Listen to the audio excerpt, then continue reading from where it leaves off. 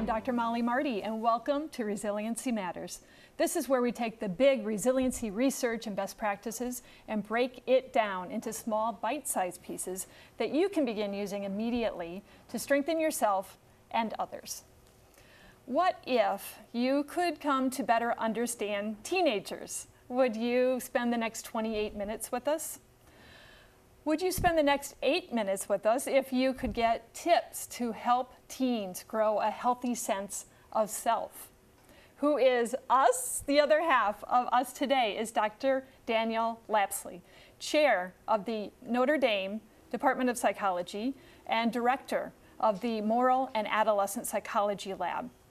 Dan is a well-published author, his own books. He's edited and contributed to over 100 articles and book chapters, and he is a very well-respected expert in developing healthy adolescents, teens into young adults. And we are so very happy you're here with us. Welcome, Dan. Thank you, Mollie. I'm very glad to be here. Thanks. So, as I say, you're an expert, as far as I see it, in developing kids into healthy adulthood, and it's always good to kind of know where we're headed. So let's start with the working definition. What is healthy adulthood? Well, I think a healthy adult is someone who is able to manage their own affairs, who has a sense of independence from their parents and family of origin, who is capable of intimate relations without feeling smothered by them, so without being overwhelmed by them. So I think a competent adult is one who is resilient, who has a sense of self about the truth of their lives, and are capable of living well the life that is good for one to live. And hearing that as a parent, I think, yeah, that's what I want for my kids, and that's what we want for all kids. So that's very helpful to have that definition. You have a recent article that I devoured. I just emailed you and told you I devoured that. And in that, you share a wonderful quote about mobilizing resources to meet and match the moment of hope available in young people. I love that. Yeah, I love that too. I'm quoting Donald Winnicott, who was a very famous child psychologist from a few decades ago. And the quote is really wonderful because it illustrates for Winnicott how adults can help young people meet their aspirations. You know, when he refers to the moment of hope, you know, a lot of young people, you know, they have aspirations for themselves, and they're not always realistic, and sometimes there are illusions about themselves. There's a sense of grandeur about their place in the world in the future as they think about their future life. And Winnicott argued it'd be good for adults and parents to play with that and mirror back to young people their own sense of grandeur about the world and their place in it. So that's one sense in which I mean the term. Another sense is that I think transitions are always new opportunities for young people to reinvent themselves. So the transition from childhood to adolescence is one important transition. Going from adolescence to young adulthood is another. You know, so these are opportunities for kids to reappraise the kinds of people they claim themselves to be, what their aspirations are, what their skills are, what their friends are. They get to change their peer reputation.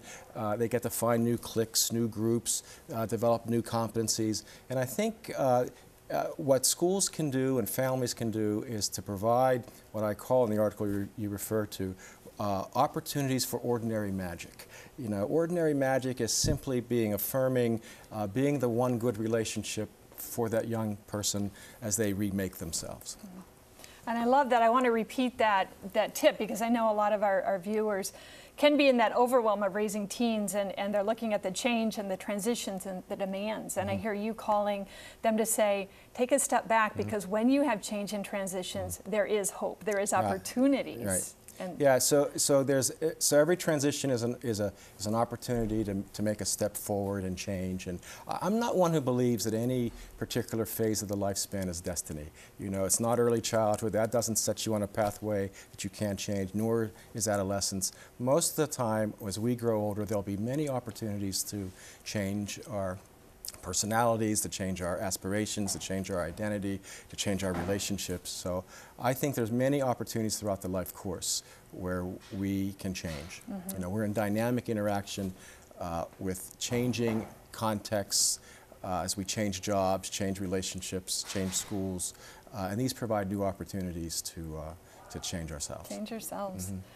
Okay, so we as parents, I think, intuitively know that our kids are not growing up in the same world that we grew up in even 3, 4, or 5 decades ago. Certainly not the world that our parents grew up in. So what is different about coming of age today in today's modern society? Well, that's a big question, and in fact, I see this in my students at Notre Dame a lot. You know, they're not growing up in the same ecology I did at all. In fact, in some ways, becoming an adult is more difficult in a way. It's more difficult in the sense that the signposts of what counts as an adult are changing. There may be a new developmental phase emerging right before our very eyes. You know, there used to be some known stepping stones by how one got from adolescence to adulthood. For example, you graduated from high school, you went to college, you graduated from college, you got married, got your first job, then you got married. So there seemed to have been some expectable stairway from adolescence to adulthood. I don't think that's quite the case anymore. I think what is happening now is we are expecting young people, by young people here I mean college-age students, young adults, to work on multiple developmental challenges simultaneously. And so I think this is harder. You know, it's harder when you're in school to also think about your career, but also your sense of intimacy in relationships. And so we're now asking people to sort out issues of intimacy and issues of identity simultaneously. And that was not the expectation decades ago. You know, the expectation decades ago was work on identity first, know who you are, and then form a relationship. But now I think we've accelerated that, extended the transition to adulthood, and so in that sense it's harder. And researchers have actually are adding a stage of life called emerging adulthood. Yes. Yeah, there's a lot of consensus about this now, that right before our very eyes, a new phase of the lifespan is emerging. So emerging adults are individuals between, say, 18 and 25. These are individuals who are not adolescents. They do exercise autonomy over wide parts of their lives. They are independent, but not completely independent. They're, for example, dependent on their parents financially. They don't necessarily feel like an adult. They have gone through the transitions. They've graduated from high school, and they're maybe have taken their first job, but they're in college and they don't feel like they're quite adults yet. So they're in this netherworld between not quite adults, not quite financially autonomous, dependent on their parents in some respects, but autonomous over many other arenas of their life. So it's a new life phase emerging right before us. So let's back up to helping adolescents and teens develop a strong sense of self, a healthy sense of self, because that positions them to better get to that autonomous stage. And we have some tips that we're going to put up online or on the camera here. So can you walk us through these? Yeah, so I think the first thing that one must do to develop a sense of self is to experience success in domains of importance. This goes back to William James. William James used to argue that your healthy self-worth is when you had a lot of successes that matches your pretensions or your aspirations. But what we have learned in research now is it depends on your domains of importance. You don't have to be good in everything, but be good in experience some success in some domains that are important to you. So that's the first thing. The second one is to develop a situation where you have positive appraisal from others. In other words, what you're doing is valued by people who are important to you and reflect that back to you. So sometimes that might mean identifying arenas where you get more positive appraisal. So if you're in a peer group, for example, where you're not getting that appraisal, you change peer groups. Become emotionally close family relationships that respect the individuality of the child. In fact, what we know is that emotionally close relationships are a good arena for developing independence in children. Avoid behaviors that intrude, exploit, or manipulate children. Psychologically over-controlling parents probably impede positive development. Provide structure and make demands for maturity with openness and warmth. This is one of the great tips we have for positive parenting. Good parents provide structure and maturity demands, but they do it in the context of warmth and responsiveness. And finally, asking questions and tolerating differences is a way of enabling young people to explore their individuality, their own ideas, their own sense of independence. So there is so much wealth of knowledge in that, and so that's why I wanted to put that up on the screen. Let's wrap up this segment with a takeaway tool, and your tool is helping teens grow a healthy sense of self, lays the foundation for healthy adulthood. So what has the greatest impact on youth development, nature or nurture? Stay tuned to find out.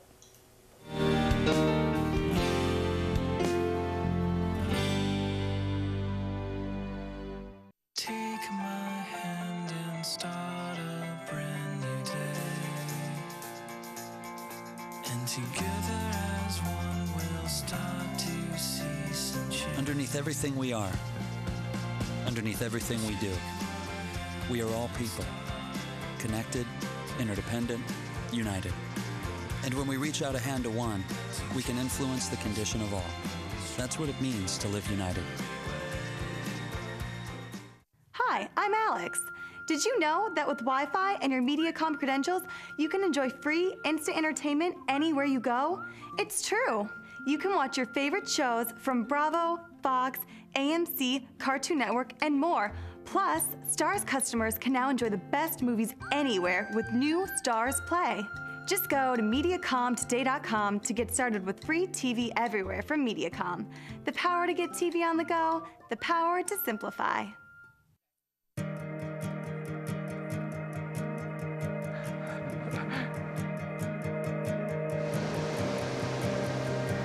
Okay, there's some snow out here. That is unbelievable. Look at that. Insane. Pretty safe. Oh, son of a... Listen to that. There's rain, there's hail.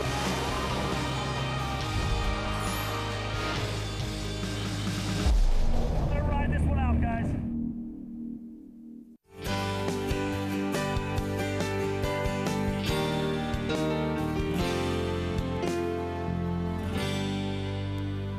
Hi, I'm Dr. Mollie Marti, and welcome back to Resiliency Matters. Today we are visiting with Dr. Daniel Lapsley from the University of Notre Dame.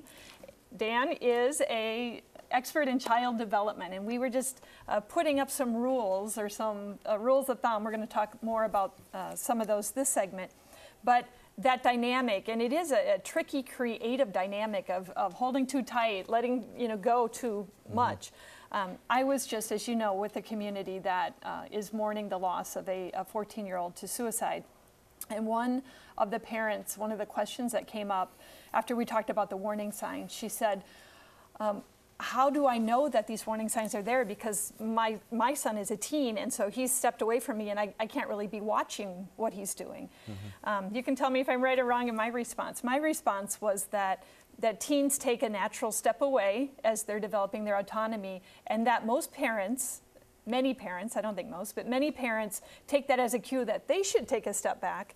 And my suggestion for the parents in the audience was, let that teen take the step, but you stay there, because it feels like your child doesn't need you anymore, but they really do need that stability and connection.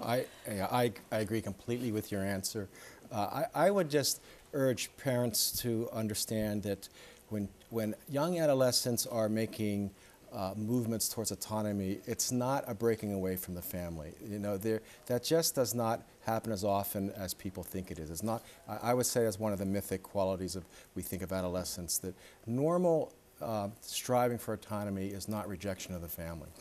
And so children will become more interior, more introspective. They'll want more privacy. They will try to engage in behaviors outside of the family. And so that looks like a young person turning their back on their family. It is not. It is normal part of adolescent development. That should be encouraged. But I like your response, is that that's not a cue to step away either. In fact, teenagers do better in their autonomy striving when parents continue to monitor their behavior and stay engaged in their lives as much as they ever did. But it's not a turning away. It's not a cause for concern. And you had a great quote in your article that I wrote down, because it was a little stabbed to my heart, because if I tend to go one way or the other, I'm too close to the kids, or I'm not the type of parent to just step back, throw up my hands, and I'm involved. And so you write, In poorly differentiated families, the emerging autonomy striving of the adolescent is almost seen as a betrayal of the family. Yeah. And I love that. I could just hear, you know, or a sitcom going, oh, what are you doing to your mother? Don't you love me, right? But this is really a great mirror for parents who have been taking it personally to say, oh, you know, my kid will have nothing to do with me. Yeah, in poorly differentiated families, I think parents are very much invested in their role and identity as being a parent. And so the autonomy striving of adolescence it causes parents to revisit their own identity, their own role they play in the lives of their child. And so it looks like they don't need us anymore. You know, and so it's a kind of a threat to their own identity. Well-differentiated families give teenagers room to breathe, you know, to explore new things, to make mistakes. They provide a structure but they understand that teenagers can have their own point of view. And they can have their own view on the world, and they might enjoy things that maybe the parents aren't comfortable with. In poorly differentiated families, however, growing up is treated as a betrayal. It's treated as you can't have your own point of view. Your role in my life is to be what I am as your parent. You know, you have my attitudes, my political philosophies, my view in the world, and so individuation goes more poorly in families that are poorly differentiated. And I tell you, nothing can get a parent there faster than having a child go off to college. That was a great learning experience for me, to really be taking a look at, you know, am I ready to let go? How does this look? Right. You have, because some of this process, you said there will be some conflict that comes up, and you also provide kind of these rules of thumb for parents to help manage this conflict. Yeah, between 12 and 14, there's probably more conflict in the family than over childhood rate. So parents notice it, you know. So they look at their family and they say, oh, there's more conflict in the family. But in fact, a lot of it is normal. A lot of it's related with puberty. And my advice to parents in managing conflict in the family comes down to 3 tips. There's really just 3 kinds of rules, I think, that we have to worry about in families. There are rules that are moral rules. Moral rules are things that will never change. You don't take votes to change them. They're applied across the world universally. And so I think a parent should articulate the moral rules, hold fast to those values, and not negotiate them. And then there's all kinds of rules